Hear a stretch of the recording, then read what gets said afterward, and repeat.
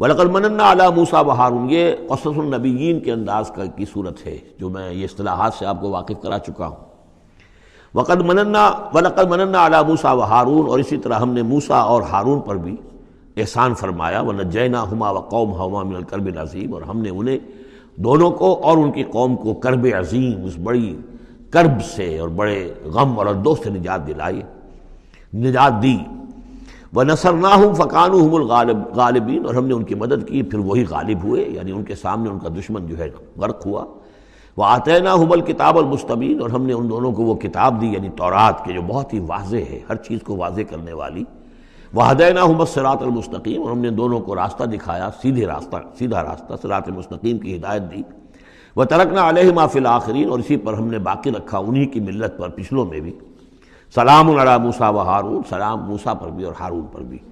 انا کذالک نجزی المحسنین انہما من عبادنا المؤمنین وان الیاس لمن المرسلین، اور یقیناً الیاس بھی ہمارے رسولوں میں سے تھے، یہ حضرت ہارون کی نسل میں سے تھے۔ اور بال بک ایک شہر ہے بال کا، بک اصل میں پرانی عبرانی زبان میں شہر کو کہتے تھے، بکہ، تو یہ بکہ جو تھا یہ بک، تو بال بک کا شہر، تو یہ تو یوں سمجھیے کہ اللہ کا گھر، اللہ کا شہر، اور یہ ایک بال کا بھی ایک شہر تھا۔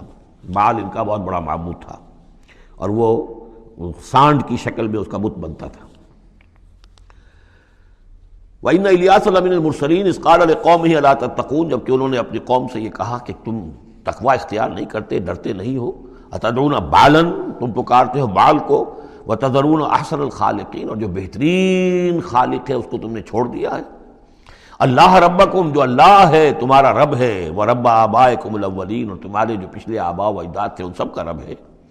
فکذبوہ فانہم لمحضرون، تو انہوں نے اس کو جھٹلا دیا اور تو وہ سب کے سب جو ہیں وہ پکڑے ہوئے آئیں گے قیامت کے دن، گرفتار ہو کر حاضر کر دیے جائیں گے، محضر ہوں گے۔ الا عباد اللہ المخلصین، سوائے ان میں سے ان اللہ کے نیک بندوں کے کہ جن کو اللہ نے اپنے لیے خالص کر لیا تھا۔ وَتَرَكْنَا عَلَيْهِ فِي الْآخِرِينَ، اور ہم نے اسی پر پھر باقی رکھا پچھلوں میں بھی اسی ملت، اسی طریقے کا ایک تسلسل چلا آ رہا ہے۔ إِنَّ هَٰذِهِ أُمَّتُكُمْ أُمَّةٌ وَاحِدَةٌ، یہ بات دو مرتبہ یہ آیت آ چکی ہے۔ سلام علی الیاسین انا کذالک نجزی المحسنین انہ من عبادنا المؤمنین۔ اب یہ جو بار بار آ رہی ہیں آیتیں میں ان کا ترجمہ نہیں کر رہا ہوں، اور بہت سادہ بھی ہیں کہ جن کے ترجمے کی ضرورت نہیں ہے۔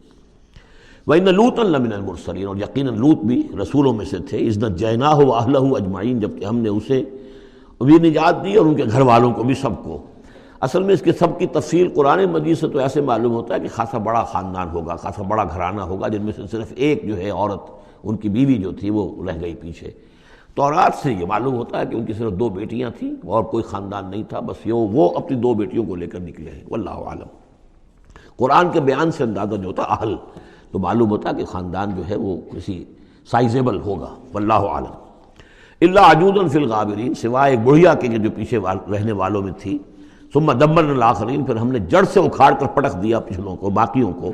وانکم لتمرون علیہم مصبحین، اور تم گزرتے ہی ہو صبح کے وقت ان پر سے، یعنی جہاں ان کے کھنڈرات تھے، جس کے بارے میں ابھی حال ہی میں خبر آئی ہے کہ کچھ برٹش جو ہیں آرکیالوجی وغیرہ سے جن کو دلچسپی ہے اور جو اس کے ماہر ہیں، تحقیق کی ہے کہ وہ ڈیڈ سی کے پانی کی سطح کے نیچے اب آثار تلاش کیے جا چکے ہیں اس صدوم اور عمورہ کے، وہ موجود ہیں، اور تورات اور قرآن دونوں کی پوری توثیق ہو گئی ہے۔ انشاءاللہ اب یہ ساری اب حضرت نوح علیہ السلام کی کشتی بھی وہ بھی لوگوں کی نگاہوں کے سامنے آ جائے گی، اس لیے کہ قرآن کے انداز سے یہ معلوم ہوتا ہے کہ ایک وقت میں وہ بھی ایک بڑی آیت کی حیثیت سے ظاہر ہوگی، اور یہ کہ یہ ساری چیزیں جو لوگوں کے سامنے ایک ثبوت کے طور پر آتی چلی جائیں گی۔ یہ ساری تاریخ جو قرآن بیان کر رہا ہے اور تورات نے بیان کی، صحیح ہے۔ وَإِنَّكُمْ لَتَمُرُّونَ، تم گزرتے ہو، جب تمہارے قافلے جاتے ہیں تو وہاں سے گزر کر جاتے ہو، تم صبح کے وقت بھی اور باللیل، کبھی رات کے وقت بھی۔ افلا تعقلون، تو کیا تم عقل سے کام نہیں لیتے؟ وَإِنَّ يُونُسَ لَمِنَ الْمُرْسَلِينَ،